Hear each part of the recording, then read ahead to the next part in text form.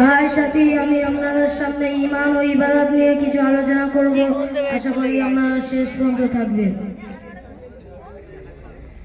আলহামদুলিল্লাহি ওয়া কাফা ওয়া সালামুন আলা ইবাদিহিল্লাযীনা ইসতাফা আম্মা বা'দ ফাআউযু বিল্লাহি মিনাশ শাইতানির রাজীম বিসমিল্লাহির রহমানির রহিম ফাদখুলি ফি ইবাদি ওয়াদখুলি জান্নাতি সাদাকাল্লাহুল আযীম।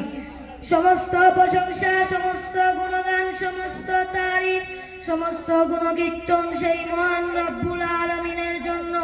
তার নামে শুকরিয়া শরীফ পড়ে নি আলহামদুলিল্লাহ।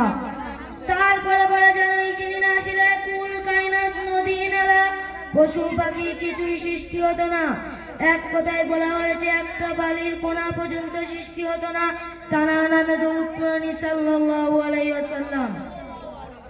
मेरे मातरम दोस्तों बुजुर्ग, अल्लाह ताआला আমাদেরকে হিন্দু না করে, খ্রিস্টান না করে, ইহুদি না করে আমাদেরকে অতি ভালোবাসে, অতি মেহেরবানি করে ঈমান ও মুসলিম ধর্মে পাঠিয়েছেন। তাই আমরা সকলে বলি আলহামদুলিল্লাহ।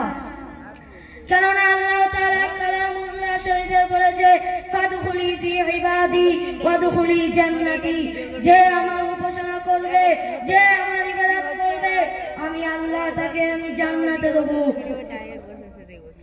ইবাদতের মধ্যে মূল হলো ঈমান। এই ঈমান বলতে যেটা মুখ দিয়ে হয়, অন্তর দিয়ে হয়, অঙ্গ শরীরের অঙ্গ প্রত্যঙ্গ দ্বারা হয়, কিন্তু মুহাদ্দিসগণ ঈমানের ৭৭টি শাখা প্রশাখা বার করেছেন। তার মধ্যে ৭টি অন্তর দিয়ে হয়, ৩০টি মুখ দিয়ে হয়, ৪০টি শরীরের অঙ্গ প্রত্যঙ্গ দ্বারা হয়। मेरे माताओं दोस्तों बुजुर्ग অঙ্গ প্রত্যঙ্গ দ্বারা এইগুলো হলো ইবাদত। ঈমান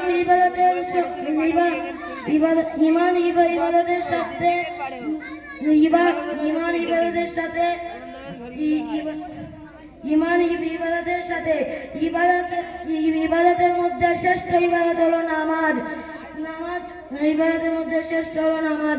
যে নামাজ পড়লো মিফতাহুল, হাদিসে বলা এসেছে মিফতাহুল জান্নাতিস সালাহ, নামাজ হলো জান্নাতের চাবি। আমরা এই সারাদিন ঘুমিয়ে কেটে খেয়ে সারাদিন গুনার কাজে লিপ্ত হয়ে নামাজ পড়ালেনি, নামাজের ধারধারি না, কালামুল্লাহ শরীফের কাছে যায় না। আমরা এই পৃথিবী থাকতে সেই কিয়ামতের সময় আল্লাহ তাআলা বলবে, হে আমার বান্দা বান্দিরা তোমরা ওঠো, তোমরা বলো আমার জন্য কি এনেছো, কি আমার জন্য ইবাদত করেছো, কি ঈমান এনেছো। তখন আমরা কিছুই বলতে পারবো না, আমাদের জন্য শুধু হয়ে যাবে জাহান্নাম। তখন আমরা সকলে ভাববো আল্লাহ যদি একবার আমাদের দুনিয়ায় পাঠাতো, তাহলে দুনিয়ায় যত নামাজ, যত হজ যাকাত কিছুই ফেলে আসতাম না, সব করে আসতাম। আমরা এই আফসোস করতে থাকবো তখন।